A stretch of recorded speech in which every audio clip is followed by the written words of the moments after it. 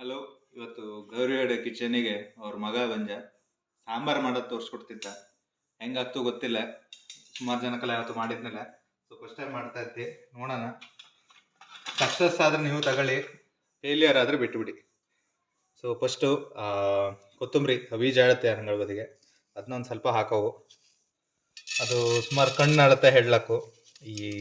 ಇದನ್ನ ಹಾಕಿ ಚೆನ್ನಾಗಿ ಹೊರದಷ್ಟು ರುಚಿ ಚಲೋ ಬತ್ತು. ಇದು ಮಾಡ್ತಾ ಇದ್ದು ಒಂದು 7-8 ಜನರಿಗೆ ಆಗಿದ್ದಕ್ಕೆ ಸಾಂಬಾರ ಹೊರಿಯಲು ಸ್ವಲ್ಪ ಜಾಸ್ತಿ ಬೇಕಾಗ್ತದೆ ಹವೀಜ, ಅದಕ್ಕೆ ಹನಿ ಜಾಸ್ತಿ ಹಾಕಿದ್ವಿ. ಆಮೇಲೆ ಇದು ಜೀರಿಗೆ, ಇದನ್ನ ಜೀರಾ ಆಡೋ ಕರೀತ. ಇದನ್ನ ಹಾಕೋದ್ರಿಂದ ಸ್ವಾದ ಚಲೋ ಬತ್ತು. ಸೊ ನಿಮ್ಗೆ ಸಾಂಬಾರು ಒಳ್ಳೆ ಸ್ಮೆಲ್ ಬರ್ತಾ ಇದ್ದು ಅಂದರೆ ಅದಕ್ಕೆ ಜೀರಾ ಚಲೋ ಬಿಜ್ಜೋಳ ಅರ್ಥ. ಹಾಕಿದ್ದೆ ಜೀರಾನ. ಆಮೇಲೆ ಸಾಸಿವೆ, ಇದಕ್ಕೆ ಇನ್ನೊಂದು ಹೆಸರು ಚಿಟಿಪಿಟಿ ಹೇಳಿ. ಯಾಕೆಂದ್ರೆ ಎಣ್ಣೆಲಿ ಹಾಕ್ತಾನೆ ಚಿಟಿಪಿಟಿ ಉಡ್ತು. ಯಾರು ಹಂಗೆ ಕರಿತಿಲ್ಲ, ನಾ ಇಟ್ಟಿದ್ದ ಹೆಸರು ಇದು. ಮತ್ತೆ ಹೌದು, ಇದು ಕಮ್ಮಿ ಹಾಕಿದಷ್ಟು ಚಲೋದು ಇಲ್ಲ, ಕೈ ಇದು ಉದ್ದು ಉದ್ದು ಸ್ವಲ್ಪ ಹಿಂಗೆ ಹಾಕಿದ್ರಾತು. ಆಯ್ತಾ, ಕಡೆಗೆ ಬೇಕಾಗೋದು ಮೆಣಸು. ಇಷ್ಟು ಮೆಣಸು ತಗಂಜಿ, ಇದು ಕಾರಿಲ್ಲ. ಸೊ ಮತ್ತೊಂದು ಇಷ್ಟೊಂದು ಮೆಣಸು ತಗೊಳ್ಳೋ ರೀಸನ್ ಎಂತ ಅಂದರೆ, ರಾಶಿ ಜನ ಇದ್ದಿದ್ದಕ್ಕೆ, ರಾಶಿ ಜನರಿ ಮಾಡೋದಕ್ಕೆ ಇಷ್ಟು ಇದು ಬೇಕಾಗ್ತು. ಇಲ್ಲ 2 ಜನ 3 ಜನ ಹಿಂಗೆಲ್ಲ ಆದರೆ ಇಷ್ಟೊಂದು ಮೆಣಸು ಬೇಕಾಗ್ತಿಲ್ಲ. ಇದನ್ನ ಕಟ್ ಮಾಡಿ ಹಾಕ್ತಾ ಇದ್ದೇನೆ.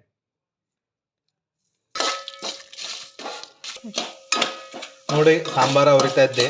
ನಾರ್ಮಲಿ ಈ ಕೊತ್ತಂಬರಿ ಬೀಜ ಹೊರಿಜಾಳತ್ವಲ್ಲ, ಅದು ಸ್ವಲ್ಪ ಒಡಕ್ತು ಅಂದರೆ ಅದರ ಅರ್ಥ ಅದು ಸರಿ ಬೆಂಜೋಳಿ. ಸ್ವಲ್ಪ ಹುಷಾರಾಗಿರೋವು. ಹನಿ ಹೆಚ್ಚು ಕಮ್ಮಿ ಆಗ್ಬಿಟ್ರೆ ಈ ಜೀರಾ ಎಲ್ಲ ಇರ್ತದೆ, ಅದೆಲ್ಲ ಇದಾಗ್ತು, ಸೀದೋಗ್ಬಿಡ್ತು. ಅದೇ ಪ್ರಾಬ್ಲಮ್ಮು. ಇದು ಸ್ವಲ್ಪ ಬೆಂಜು ಎಲ್ಲ ಹುರಿದು ಹೇಳಾದ್ಮೇಲೆ ಇದಕ್ಕೆ ಕಾಯಿ ಮಿಕ್ಸ್ ಮಾಡ್ತೇವೆ. ಈಗ ಸಾಂಬಾರ ಹುರಿದಾಜು ಅದಕ್ಕೆ 1 ಕಪ್ ಆಗುವಷ್ಟು ಕಾಯಿ ಸುಳಿನ ಹಾಕವು. ಸೊ ಕಾಯಿ ಹಾಕದೆ ನೀವು ಸಾಂಬಾರ ಮಾಡಿದ್ರೆ ಅಷ್ಟು ರುಚಿ ಬರ್ತಿಲ್ಲ. ಇದು ಪ್ರಧಾನ, ಇದನ್ನ ಹಾಕ್ಲೇಬೇಕಾಗ್ತು, ರುಚಿ ಜಾಸ್ತಿ ಇರ್ತು. ಸೊ ಇದು ಹಾಕಿದ್ಮೇಲೆ ಒಂದು ಸ್ವಲ್ಪ ಅರಿಶಿನ ಹಾಕ್ಬಿಟ್ರೆ ನಿಮಗೆ ಸಾಂಬಾರ ಹೊಡೆದಿದ್ದು ಒಂದು ಚಲೋ ಹಾಕ್ತು.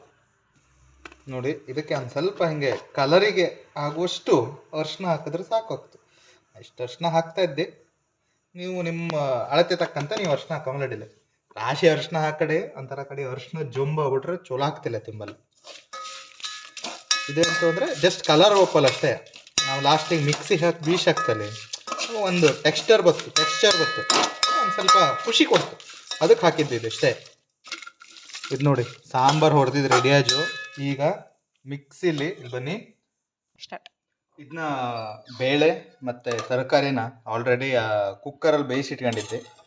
ಸೊ ಅದನ್ನ ಈಗ ಒಂದು ಬೋಗಣಿ ಹಾಕಿಟ್ಕೊಂಡೆ. ಇವಾಗ ಬೆಲ್ಲ ಮತ್ತು ಉಪ್ಪು ರುಚಿಗೆ ತಕ್ಕಷ್ಟು ಹಾಕೋದು. ಇಷ್ಟು ಬೆಲ್ಲ ಹಾಕ್ತಾ ಇದ್ದೆ. ಇದು ನಿಮ್ಮ ಪ್ರಮಾಣದ ಮೇಲೆ ಇರ್ತು. ನೀವು ಖಾರ ಕಮ್ಮಿ ಮಾಡ್ತೀವಿ ಅಂದರೆ ಮೆಣಸು ಸ್ವಲ್ಪ ಕಡಿಮೆ ಹಾಕಿ, ಬೆಲ್ಲ ಸ್ವಲ್ಪ ಜಾಸ್ತಿ ಹಾಕಿದ್ರೆ ರುಚಿ ಆಗ್ತು. ಈಗ ಎಕ್ಸಾಂಪಲ್ ಹೇಳೋ ಅಂದರೆ, ಬರೀ ಟೊಮೆಟೊ ಸಾರಂದೆಲ್ಲ ಮಾಡ್ತೀವಿ ಅಂದರೆ ಪರ್ಸ್ಪೆಕ್ಟಿವ್ ಮೇಲೆ ಡಿಪೆಂಡ್ ಆಗ್ತು. ಕೆಲವೊಬ್ಬರಿಗೆ ಸ್ವೀಟ್ ಭಾಳ ಇಷ್ಟ ಆಗಿರ್ತು, ಅವು ಸ್ವೀಟ್ ಇಷ್ಟಪಡ್ತಾ. ಕೆಲವೊಬ್ಬರಿಗೆ ಸ್ವೀಟ್ ಕಡಿಮೆ ಬೇಕು ಅಂದರೆ ಇದು ಮಾಡ್ಬೇಕು. ಉಪ್ಪು ನಿಮ್ಮ ಕೈ ಅಳತೆ, ರುಚಿಗೆ ಎಷ್ಟು ಬೇಕಾ ಅಷ್ಟು ಉಪ್ಪು ಹಾಕಿ ನಾನು ಹಾಕಿದ್ದೆ. ಚೂರು ಕಡಿಮೆನೇ ಹಾಕಿರ್ತೆ, ಮತ್ತೆಂಥರು ಕಡೆ ಬೇಕು ಅಂದರೆ ಟೇಸ್ಟ್ ನೋಡ್ಕೊಂಡು ಮತ್ತೆ ಹಾಕಲು ಬತ್ತು. ಇದು ಒಂದು ಸಲ ತೊಳಸ್ತೆ. ಈಗ ಸಾಂಬಾರ ಬೀಸ್ಕೊಂಡು ಇದಕ್ಕೆ ಮಿಕ್ಸ್ ಮಾಡಿ ಕುದಿಸಿದ್ರೆ ಏನೇನು ಸಾಂಬಾರದ್ದು ಫ್ಲೇವರ್ ಏನಿದ್ದ ಅದು ಈ ಹೋಳ್ಸಂತಿ ಒಳ್ಳೆ ಬ್ಲೆಂಡ್ ಆಗ್ತದೆ. ಆವಾಗ ನಮ್ಗೆ ತಿಂಬಲ್ ರಾಶಿ ರುಚಿ ಆಗ್ತದೆ. ಇದಕ್ಕೆ ಸ್ವಲ್ಪ ನೀರು ಹಾಕಿದ್ದೆ ಆಲ್ರೆಡಿ. ಆಮೇಲೆ ಹುಣಸೆ ಹಣ್ಣು. ಸೊ ಈ ಹುಣಸೆ ಹಣ್ಣು ಇಲ್ಲಿದ್ದು ಹುಣಸೆ ಹಣ್ಣು ಆಲ್ರೆಡಿ ಸುಮಾರು ಮೆತ್ತಗಿತ್ತು, ಮೃದುವಾಗಿರೋದಕ್ಕೆ ಏನು ಪ್ರಾಬ್ಲಮ್ ಇಲ್ಲ, ಡೈರೆಕ್ಟಾಗಿ ಹಾಕ್ತಾಯಿದ್ದೆ.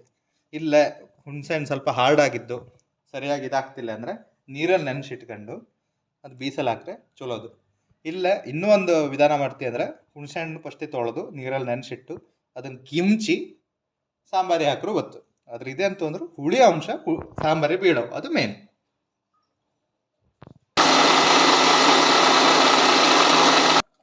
ಸೊ ಸಾಂಬಾರ ಬೀಸೋದು ಒಳ್ಳೆ ರೀತಿಯಲ್ಲಿ ಬೀಸಿದ್ದೆ. ಸೊ ಇದು ಬರೋವು ಸಾಂಬಾರ ಒಳ್ಳೆ ಇದು ಗೊತ್ತು. ಸೊ ಇವಾಗ ಎಂತ ಮಾಡೋದು ಅಂದರೆ ಇದನ್ನು ಇದಕ್ಕೆ ಹಾಕೋದು.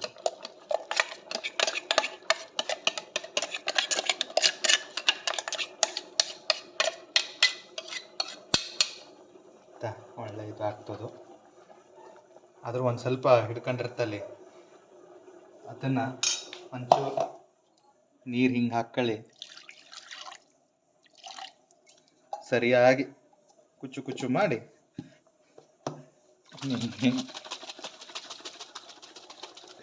ಸೊ ಹಿಂಗೆ ಮಾಡೋದ್ರಿಂದ ಏನೇನು ಫ್ಲೇವರ್ ಇದ್ದ ಅದು ಮತ್ತೆ ಎಲ್ಲದು ಸಾಂಬಾರಕ್ಕೆ ಬೀಳ್ತು. ಸೊ ಈಗ ಈರುಳ್ಳಿ ಈ ಥರ ಹೆಚ್ಚಿಕೊಂಡಿದ್ದಿತ್ತು. ಸೊ ಅದನ್ನು ಹಾಕಿ ಇದಕ್ಕೆ ಯಾವತ್ತು ಈರುಳ್ಳಿ ಸಾಂಬಾರಿಗೆ ಹಾಕಿದ್ರೆ ಅದರ ಟೇಸ್ಟೇ ಬೇರೆ. ಸೊ ಇವಾಗ ಸ್ವಲ್ಪ ಕುದಿಲಿ. ಅಷ್ಟೋ ತನಕ ನಾನು ಒಗ್ಗರಣೆಗೆ ಸಣ್ಣಕ್ಕೆ ಪ್ರಿಪೇರ್ ಮಾಡ್ತೆ. ಒಂದು ಫೈನಲ್ ಟಚ್ ಆಗಿ ಒಂದು ಒಗ್ಗರಣೆ ಕೊಡೋಣ ಸಾಂಬಾರಿಗೆ. ಇವಾಗ ಒಂದು ಹಿಂಗಿನ ಒಗ್ಗರಣೆ ಕೊಟ್ಬಿಡೋಣ ಸಾಂಬಾರಿ ಫೈನಲ್ ಟಚ್ ಅದು. ಸೊ ನಾ ಇಲ್ಲಿ ಬೇವಿನ ಸೊಪ್ಪು ಹಾಕಿದ್ದೆ, ಅದಕ್ಕೆ ಎಣ್ಣೆ ಹಾಕಿದ್ದೆ. ಇವಾಗ ಹಿಂಗು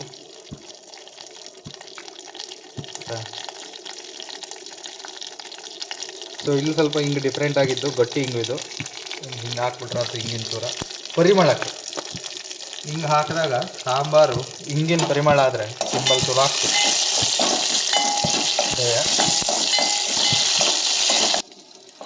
ಈ ಎಲೆ ಸ್ವಲ್ಪ ಬಾಡೋ ಆವಾಗ ಅದು ಒಗ್ಗರಣೆ ರೆಡಿಯಾದ ಜೋಳ. ಇದು ಸ್ವಲ್ಪ ಬಾಡಿದ್ದು ನಾನು ಆಫ್ ಮಾಡ್ತಾ ಇದ್ದಿದ್ದನ್ನ ಗ್ಯಾಸ. ಸೊ ಇದು ಕೊತ್ತಂಬರಿ ಸೊಪ್ಪು ಸಾಂಬಾರು ಇಲ್ಲಿ ಕುದೀತಾ ಇದ್ದು ಆಲ್ರೆಡಿ. ಕೊತ್ತಂಬರಿ ಸೊಪ್ಪು ಹಾಕ್ತಾ ಇದ್ದೆ. ಇದನ್ನ ಹಾಕೋದ್ರಿಂದ ಸಾಂಬಾರಿನ ಪರಿಮಳ ಚಲೋ ಗೊತ್ತು. ಈಗ ನಿಮ್ಗೆ ಅಕಸ್ಮಾತ್ ಕೊತ್ತಂಬರಿ ಸೊಪ್ಪು ಇಷ್ಟ ಆಗ್ತಿಲ್ಲ ಅಂದರೆ ಬಿಡ್ಲಕ್ಕು.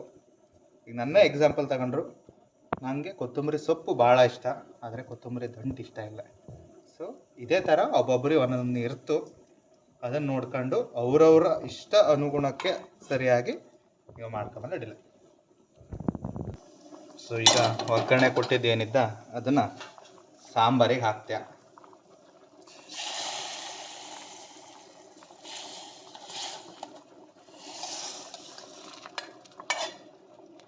ಸಾಂಬಾರಿಗೆ ಹಾಕಾತು ಎಲ್ಲದನ್ನೂ ಒಂದ್ಸಲ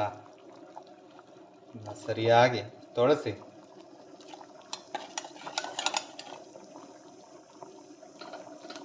ಹಾಕ್ಬಿಟ್ರೆ ಒಳ್ಳೆ ಸಾಂಬಾರಿಗೆ ಎಲ್ಲ ರೀತಿಯಿಂದನೂ ರೆಡಿ ಆಯ್ತು.